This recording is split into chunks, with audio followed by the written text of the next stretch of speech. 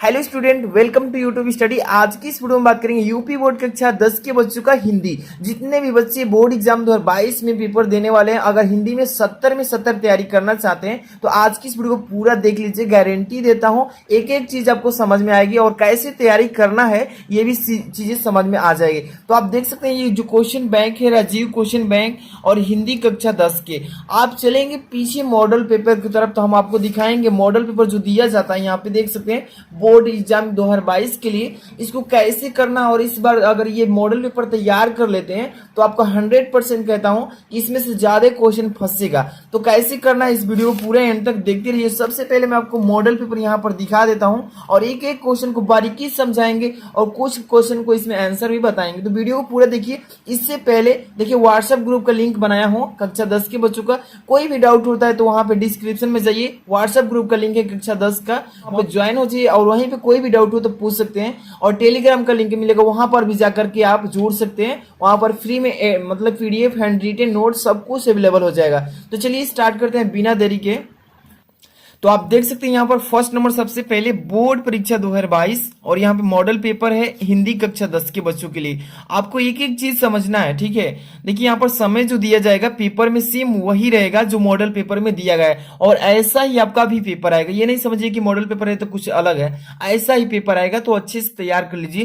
देखिए समय जो है 3 घंटे 15 मिनट सेम वही रहेगा। और यहाँ पर पूर्णांक देखिए 70 मार्क्स का, यानी कि हिंदी का पेपर 70 मार्क्स का आने वाला है। सबसे पहले नंबर यहाँ पे आपको लेकर चलते हैं। यहाँ पर देखिए सबसे पहले नंबर क्वेश्चन जो फर्स्ट आएगा ये आपका ऑब्जेक्टिव क्वेश्चन आएगा, यानी कि बहुविकल्पीय। इसमें पहला क्वेश्चन क्या है कि निम्नलिखित कथनों में से कोई एक कथन सत्य है, इसे पहचानना है और आपको उत्तर पुस्तिका में बताना है। तो देखिए सबसे पहला नंबर आचार्य हजारी प्रसाद द्विवेदी श्रेष्ठ स्मरण लेखक है, ये गलती। देखिए तार सप्तक का संपादक सच्चिदानंदन हीरानंदन वात्स्यन आगे ने किया था। तो ये जो क्वेश्चन आप देख रहे हैं ना, ये सेकंड नंबर ऑप्शन ये हो जाएगा सही, ठीक है। यानी कि तार सप्तक जो था ये किसने संपादित किया था? सच्चिदानंदन हीरानंदन वात्स्यन आगे ने किया था। और यहाँ पर जौन सा मतलब कि क्वेश्चन का ऑप्शन सही है उसको उत्तर पुस्तिका में आपको लिख लेना है। यहाँ पर चलते हैं क्वेश्चन नंबर पहला का ख। ध्यान से देखते चलिए। निम्नलिखित कृतियों में से किसी एक कृति के लेखक का नाम बताना है। तो देखिए इसमें 4 दिया, 1 2 3 4, इसमें से किसी एक का ही आपको उत्तर पुस्तिका बताना है पेपर में। तो फर्स्ट नंबर चंद्रगुप्त, इसको कौन लिखे थे? तो जयशंकर प्रसाद जी। यहाँ पर गोदान है तो प्रेमचंद्र लिखे थे, तो लेकिन एक ही को करना है। तो ये मान लीजिए कि चंद्रगुप्त याद है तो कौन लिखे थे? तो जयशंकर प्रसाद जी। ऐसे आपको बताना है। यहाँ पे नेक्स्ट हो ग नंबर, मेरी तिब्बत यात्रा के रचनाकार का नाम बताइए कौन है? राहुल संस्कृत्यायन, जयशंकर प्रसाद जी, हजारी प्रसाद द्विवेदी, मोहन राकेश जी। देखिए मेरी तिब्बत यात्रा जो है इसकी रचना किए थे कौन? तो राहुल संस्कृत्यायन, यानी कि देख रहे हैं पहला ऑप्शन राइट हो जाएगा। इसी तरीके से घ नंबर देखिए दीपदान एकांकी के लेखक कौन है, या मतलब क्या है? तो डॉक्टर रामकुमार वर्मा, अमरकांत जी, प्रेमचंद्र जी, जयशंकर प्रसाद। आपको भी अगर याद है तो कमेंट बॉक्स में बता सकते हैं। वीडियो लाइक नहीं किया तो कर दीजिएगा प्लीज। यहाँ पर देखिए दीपदान एकांकी के लेखक कौन है? तो डॉक्टर रामकुमार वर्मा जी हो जाएंगे, ठीक है। First number option is the right answer. इसके बाद चलते हैं यहाँ पर अंगा नंबर। यहाँ पर लिखा है कि अथाह सागर के रचनाकार का नाम बताइए। चलिए अथाह जो सागर है इसके रचना कौन किए थे? जयशंकर प्रसाद, जयप्रकाश भारती, फंडीश्वर नाथ रेणु, दिनकर जी। तो चलिए अथाह सागर जो है इसके रचना कौन? तो जयप्रकाश भारती जी किए थे, ठीक है। इसी तरीके से सभी क्वेश्चन को अच्छे से रिवीजन कर लेना, यही पेपर में गारंटी है कि आएगा, ऐसा ही आएगा। तो आपको अच्छे से पहले देख लेना है। पेपर का एनालिसिस कर रहे हैं। यहाँ पर देखिए सेकंड नंबर क्वेश्चन 2 नंबर, इसमें 3 क्वेश्चन पूछे जाएंगे। किस टाइप से? तो रीतिकाल की 2 विशेषता का उल्लेख कर दीजिए। इस पर भी 2 नंबर आपको दे दिया जाएगा। तो रीतिकाल की 2 विशेषताएं कौन कौन सी है वैसे बता देना है, ठीक है। 2 नंबर इंक्लूड कर दिया जाएगा। इसके बाद ख नंबर, जैसे कि छायावाद के 2 कवियों के नाम बता दीजिए कि छायावादोत्तर युग के 2 कवि कौन कौन से हैं, उसका भी नाम यहाँ पर बता देंगे। तो 2 नंबर क्लियर। यहाँ पर 3 नंबर देखिए कुरुक्षेत्र के कवि का नाम बताइए। कुरुक्षेत्र जो है इसमें कौन से कवि हैं, उन कवि का नाम बताइए। एक कवि का नाम बताना है, 1 नंबर इंक्लूड। ओके, इसी तरीके से पेपर आने वाला है, इसलिए पहले ही आपको ध्यान देना है पेपर पे, एक एक क्वेश्चन पर ध्यान से करते चलना है। इसके बाद देखिए थर्ड नंबर क्वेश्चन, निम्नलिखित गद्यांशों में से किसी एक के नीचे दिए गए प्रश्न का उत्तर दीजिएगा। इस टाइप से क्वेश्चन पूछा जाएगा। गद्यांश आपको सबसे पहले गद्यांश करने से पहले आपको सभी चैप्टर्स को जो इंपॉर्टेंट है उसको दोहराना है। उसमें कितने गद्यांश इंपॉर्टेंट है उसको भी दोहराना है, तभी जाकर के आप गद्यांश कर पाएंगे। और ये क्वेश्चन 6 नंबर का आता है। कैसे गद्यांश सॉल्व करना है इसका वीडियो मैं ऑलरेडी बना चुका हूं, बहुत सारे बच्चे भी देख ले हैं। तो देखिए क नंबर और ख नंबर, इसमें 2 क्वेश्चन पूछा जाएगा गद्यांश से, ठीक है। तो आपको दिखा देता हूं। ख नंबर कोई एक को करना होगा तब 6 नंबर आप क्लियर कर पाएंगे, तो कोई एक को अच्छे से करना है बोर्ड एग्जाम में, ठीक है। इसी तरीके से आपका पेपर पूछा जाएगा, तो आपको सबसे पहले एक एक क्वेश्चन को अच्छे से समझ लेना है। ये गद्यांश में देखिए, गद्यांश पढ़ेंगे तो इसमें से क्वेश्चन भी पूछेगा। पहला मान लीजिए कि गद्यांश ये पढ़ रहे हैं तो उपयुक्त गद्यांश का संदर्भ लिखिए। इसमें देखिए संदर्भ देना है, और यहाँ पे देखिए रेखांकित अंश की व्याख्या। रेखांकित अंश कहने का मतलब क्या है, जो अंडरलाइन नीचे किया गया है, इस अंडरलाइन का अर्थ आपको व्याख्या के रूप में कर देना है। इसके बाद हमारे और हमारे मित्र के बीच कैसी महानुभूति सहानुभूति होनी चाहिए, ये गद्यांश से पढ़ेंगे तो उसका आंसर उसी में मिलेगा। यहाँ पर देखिए सच्चा मित्र कैसा होना चाहिए, इस गद्यांश में इसका भी आंसर है। अब ये था गद्यांश। अब यहाँ से क्वेश्चन नंबर 4, ध्यान से देखिए। निम्नलिखित पद्यांशों में से किसी एक संदर्भ से व्याख्या कीजिए। यहाँ पर पद्यांश दिया जाएगा पद चैप्टर से, ये भी 6 नंबर बोर्ड एग्जाम में पूछा जाएगा। देखिए 2 क और ख, कोई एक को करना है इसमें से, ठीक है। कह रहा है ना कि एक का ही, एक मतलब किसी एक का। तो देखिए उधो मोहि ब्रज बिसरत नाही, ये पढ़िए। या यहाँ पे चांदनी मैं सुरवाला के गहनों में गुथा जाऊं। तो देखिए कोई एक को करिएगा, और इसमें क्या करना है, तो संदर्भ सहित व्याख्या, संदर्भ प्रसंग व्याख्या, यानी कि संदर्भ लिखना है, प्रसंग लिखना है, व्याख्या, तीनों करेंगे तो अब जाके 6 नंबर मिलेगा। ओके, एक एक क्वेश्चन को समझ लीजिए, कोई दिक्कत ना आए आगे, ठीक है। 5 नंबर देखिए क्वेश्चन क्या पूछेगा। इसमें आपको एक एक क्वेश्चन को ध्यान से देखते चलना है।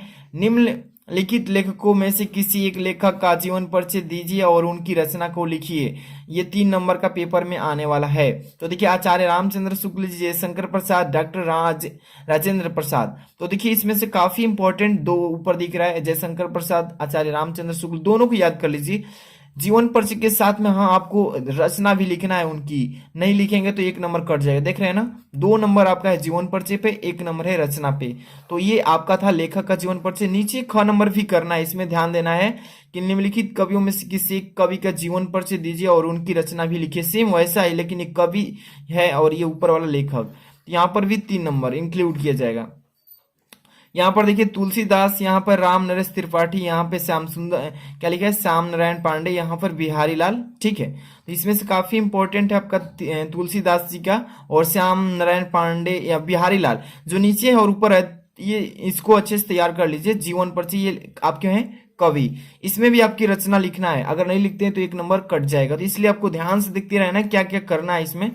आगे चलते हैं क्वेश्चन नंबर 6 पर। ध्यान से देखिए क्या लिखा गया है, संस्कृत से ये उठाया गया क्वेश्चन कि निम्नलिखित का संदर्भ सहित हिंदी में अनुवाद कीजिए। यहाँ पे आपको संस्कृत के चैप्टर से, जो आपका संस्कृत वाला चैप्टर है उसमें से आपको यहाँ पे ऐसा नगरी भारतीय संस्कृता संस्कृत भाषायांश, ये जो है आपका संस्कृत के चैप्टर से ये गद्यांश मिला है। इसमें आपको करना क्या है, तो संदर्भ सहित हिंदी में अनुवाद भी करना है। इसको 4 नंबर इस पर मिलेगा आपको, ठीक है। अगर वो नहीं करना चाहते हैं तो यहाँ पे अथवा में भी क्वेश्चन दिया जाएगा, अदरवाइज ये आपके श्लोक से मिलेगा, ठीक है। सर्वे भवन्तु सुखिनः सर्वे सन्तु निरामय, ये वाला श्लोक है और इस श्लोक को भी कर सकते हैं। इस श्लोक में भी आपको हिंदी में संदर्भ से अनुवाद करना है, ठीक है। तो ये आपका 4 नंबर का क्वेश्चन। 7 नंबर क्वेश्चन में चलते हैं। ध्यान से देखिए क्वेश्चन क्या लिखा है कि अपनी पाठ्य पुस्तक से कंठस्थ किया हुआ कोई एक श्लोक लिखिए जो इस प्रश्न पत्र में ना आया हो। यानी कि जो पेपर है उसमें देखिए कि कहाँ पर एक कोई श्लोक है, यानी कि कविता, उसको छोड़ के, उस चैप्टर से छोड़ के कोई भी कविता आप लिख सकते हैं, जो कि आपको कितने नंबर मिल जाएगा, तो 2 नंबर, ठीक है। अगर आप श्लोक लिख लेते हैं तो ठीक है। अब यहाँ पर देखिए कह रहा है ख नंबर 7 का कि निम्नलिखित में से किन्हीं 2 प्रश्नों के उत्तर संस्कृत में दीजिए। यहाँ पे देखिए 4 क्वेश्चन दिया गया है संस्कृत में और इस क्वेश्चन में से किसी 2 का ही आंसर आपको देना है, ठीक है। इसके वाराणसी किमर्थ प्रसिद्ध, वाराणसी किसके लिए प्रसिद्ध है, यहाँ पर अलछेन्द्र कह आसीत, यहाँ पर नागरिक किमर्थ लज्जित अभवत, चंद्रशेखर का आसित। इसमें से किसी 2 का जवाब देना है और 2 को छोड़ना है। ध्यान में ये भी रखना है, क्वेश्चन को अच्छे से पढ़िए कि कितने क्वेश्चन करना है और कितने नंबर का है, तब जाके सही जवाब दीजिएगा। 2 करेंगे 2 नंबर इंक्लूड किया जाएगा, ओके। 8 नंबर क्वेश्चन में चलते हैं। यहाँ पे क नंबर करना है। इसमें करुण अथवा हास्य रस की परिभाषा उदाहरण के साथ देना है। हाँ चीज ध्यान समझिए, कोई एक को करना है, करुण रस कीजिए या हास्य रस कीजिए, कोई एक ही करना है। हाँ, करुण रस लिखेंगे परिभाषा, साथ में उसका उदाहरण भी देंगे, ठीक है। अगर परिभाषा लिख लेते हैं और उदाहरण नहीं देते हैं तो एक ही नंबर मिलेगा। तो ध्यान में ये भी रखना है, कोई एक को परिभाषा के साथ में उसका एग्जाम्पल भी देना है। इसी तरीके से ख नंबर, उत्प्रेक्षा अथवा रूपक अलंकार की परिभाषा, साथ में एक उदाहरण भी दीजिए। सेम वही क्रिया है, लेकिन परिभाषा के साथ एग्जाम्पल लिखना जरूरी है। और ये जो क्वेश्चन आप देख रहे हैं फिक्स क्वेश्चन है, ये बार बार पूछा जाता है, ये 100% यही क्वेश्चन में आएगा। तो आप तैयार कर लीजिए इसको। रूपक अलंकार कोई एक को लिखना है इसमें, ये भी 2 नंबर। यहाँ पर देखिए ग नंबर, सोरठा अथवा रोला। देखिए सोरठा अथवा रोला ये छंद है, इसमें परिभाषा के साथ एक एग्जाम्पल भी देना है इसमें। तो दोनों को याद कर लीजिए, कोई एक लिख दीजिएगा, ठीक है। तो यानी कि 2 2 6, यानी कि 6 नंबर यहाँ पर फिक्स है 8 नंबर क्वेश्चन में। ध्यान दीजिएगा 8 नंबर क्वेश्चन जो है इसमें 6 नंबर आपका फिक्स है, और ये बार बार क्वेश्चन रिपीट किए जाते हैं, हर साल यही क्वेश्चन आता है। तो अच्छे से तैयार कर लीजिए, 6 नंबर कहीं नहीं जाएगा। यहाँ पे 9 नंबर क्वेश्चन देखते हैं। क्वेश्चन क्या लिखा है कि निम्नलिखित उपसर्गों में से किन्हीं 3 के मेल एक एक शब्द बनाइएगा। ध्यान से देखिएगा, यहाँ पर कितने दिए तो 6 दिया, 1 2 3 4 5 6। यहाँ पे उपसर्ग हैं और उपसर्ग में से किसी 3 ही को सॉल्व ही करना है, न कि 6 को कर दीजिएगा तो आपका नंबर जो है एग्जामिनर काट देगा। तो क्वेश्चन को बारीकी से पढ़ना है कि कौन से क्वेश्चन से कितने क्वेश्चन करना है, कितना छोड़ना है। तो 3 क्वेश्चन पूरा है लिखा है ना। तो उपसर्ग का मतलब क्या होता है, इसमें देखिए पूरा लिखा है, तो यहाँ पे इसमें कोई नया शब्द ऐसे जोड़ दीजिए जो कि एक इसी शब्द को जोड़ने से एक नया शब्द में परिवर्तन हो जाए। तब परा लिखा है ना, परा, तब पराया यहाँ पर जोड़ दे, पराया, ठीक है। अनु लिखा है, अनुसरण कर देंगे। अभि लिखा है, अभिमन्यु कर देंगे। उप लिखा है, उपकरण कर देंगे। परि लिखा है, परिवार कर देंगे। अप लिखा है, अपहरण कर देंगे। तो आपको कोई 3 ही को जवाब देना, ये भी ध्यान रखना। इसके बाद आगे चलते हैं, ख नंबर, निम्नलिखित में से किन्हीं 2 प्रत्ययों का प्रयोग करके एक एक शब्द बनाइए, जो कि 2 नंबर का ये भी है, ठीक है। 2 को ही करना है इसमें से। 2 प्रत्यय लिखा है ना, प्रत्यय का मतलब क्या हो, कोई ऐसा शब्द बनाइए जो कि जोड़ने पर लास्ट में आता हो, ठीक है। जैसे अनीय, अनीय लिखा है, त्व लिखा है, तो इसका देखिए जैसे महत्व, महत्व आ रहा है ना लास्ट में, तो ऐसे ही प्रत्यय कहलाता है। ता लिखा है ना तो अनेकता हो जाएगा। पन लिखा है तो लड़कपन हो जाएगा। वट लिखा है तो लिखावट हो जाएगा। हट लिखा है तो घबराहट हो जाएगा। इस तरीके से इसको करना है, लेकिन 2 को करना है, ओके। नेक्स्ट क्वेश्चन, थर्ड ग नंबर, निम्नलिखित में से किन्हीं 2 देखिए निम्नलिखित में से किन्हीं 2 समास विग्रह कीजिए। समास का नाम ही बताइए। देखिए माता पिता का समास विग्रह क्या होगा, और के मतलब समास का नाम बताइए। त्रिभुवन, त्रिभुवन का समास विग्रह कीजिए और इस समास का नाम ही बताइए। इस टाइप से क्वेश्चन 2 को ही करना है। 4 दिया है ना तो 2 को कर देना है, 2 नंबर क्लियर हो जाए। इसी तरीके से करना है। घ नंबर देखिए, निम्नलिखित में से किन्हीं 2 तत्सम रूप बताइए। तत्सम का मतलब क्या होता है, आग लिखा, आग का बताइए प्रवाची, नखत का, भाव का, सावन का। इस तरीके, सॉरी तत्सम बताना है, इसका तत्सम रूप, ठीक है। तो 2 नंबर मिलेगा। यहाँ पे अंग नंबर में पर्यायवाची बताना है। निम्नलिखित में से किन्हीं 2 शब्दों के पर्यायवाची बताइए। 2 को बताना है। दीन का दिनकर, सॉरी दीन मतलब दिन, अब ये हो जाएगा पर्यायवाची में कमल, गणेश, नदी, मतलब ये सभी पर्यायवाची है, ठीक है। तो इसमें से किसी 2 का ही बताना है। निम्नलिखित में से यहाँ पर देखिए क नंबर 10 का स्टार्ट कर दिए, 10 नंबर क्वेश्चन का। यहाँ पे ध्यान से देखिए क्या लिखा गया है क्वेश्चन। निम्नलिखित में से किन्हीं 2 में संधि कीजिए और संधि का नाम बताइए। प्रत्येकः, प्रत्येकः, सुआगतम, स्वागतम, अति अनंत, यद्यपि, यद्यपि, यदि धन अपि, ये मतलब ये बताना है, संधि का नाम ही बताना है, कौन सी संधि है। निम्नलिखित शब्दों के रूप तृतीय विभक्ति एक वचन में लिखिए। 2 नंबर का ये भी है, फल का अथवा मधु का। तो ये क्वेश्चन बार बार पूछा जाता है, तो ध्यान से देखिए और ये ही क्वेश्चन को याद कर लीजिए। क्वेश्चन पक्का बोर्ड एग्जाम में पूछेगा। चलिए क्वेश्चन नंबर ग पे आते हैं, ध्यान से देखते चलिएगा एक एक क्वेश्चन को। निम्नलिखित में से किसी एक की धातु लकार, देखिए धातु लकार पुरुष अथवा वचन का उल्लेख करना है। इसे किसी इकाई को, हस्तु का, पठथ का, हंस का। 3 दिया है, कोई एक को करना है इसमें, लेकिन ध्यान से देखिएगा हस्तु लिखा है ना, चाहे पठथ लिखा है, हंस लिखा है, कोई एक को करिए, लेकिन धातु का लकार बताना है, पुरुष बता देना कौन सा पुरुष है, वचन बता देना है, बस 2 नंबर क्लियर। इसके बाद घ नंबर, निम्नलिखित में से किन्हीं 2 का संस्कृत में अनुवाद कीजिए। वह घर गई, संस्कृत में क्या होगा इसका आंसर, पेड़ से पत्ते गिरते हैं। यह राम की किताब है, मैं विद्यालय जाऊंगा, मार्ग के दोनों ओर भवन थे, मुझे घर जाना चाहिए। तो देखिए इसमें कितने करने हैं कि नहीं, दो को करना है, लेकिन यहाँ पे 6 दिया है तो दो को नहीं कर लेंगे। इसको संस्कृत में उत्तर बता देना है, अनुवाद कर देना बस। यहाँ पे चलिए 11 नंबर क्वेश्चन, निम्नलिखित विषयों में से किसी एक विषय पर निबंध बताइए, जो कि 6 नंबर का पेपर में पूछा जाता है, निबंध बताना है। और ये रिपीट देखिए कौन सा इसमें से काफी इंपॉर्टेंट है, कंप्यूटर शिक्षा, पर्यावरण प्रदूषण, ये तो काफी इंपॉर्टेंट है। सेकंड नंबर विज्ञान अभिशाप एवं वरदान, ये भी काफी इंपॉर्टेंट है। परहित सरिस धर्म नहीं भाई, तो इसमें से 3 क्वेश्चन ऐसे जो कि इंपॉर्टेंट है, लेकिन ये वाला जरूरी नहीं, पहला दूसरा तीसरा, लेकिन काफी इंपॉर्टेंट 2 है, दूसरा नंबर तीसरा नंबर, ठीक है। तो इस पर निबंध कैसे लिखना है बिना याद के भी लिख सकते हैं, तो इसका वीडियो मैं बहुत सारी बना चुका हूं, वीडियो के डिस्क्रिप्शन में जाइए या प्लेलिस्ट चेक कीजिए, वहां पे सब कुछ मिल जाएगा, ठीक है। क्वेश्चन नंबर 12 जो है इसमें काफी इंपॉर्टेंट है, बहुत सारे बच्चे अपने देखिए क्वेश्चन समझ नहीं पाते हैं। अपने पठित खंड काव्य के आधार पर निम्नलिखित प्रश्नों में से कि नहीं एक प्रश्न का जवाब देना होता है, 3 नंबर का होता है, ठीक है।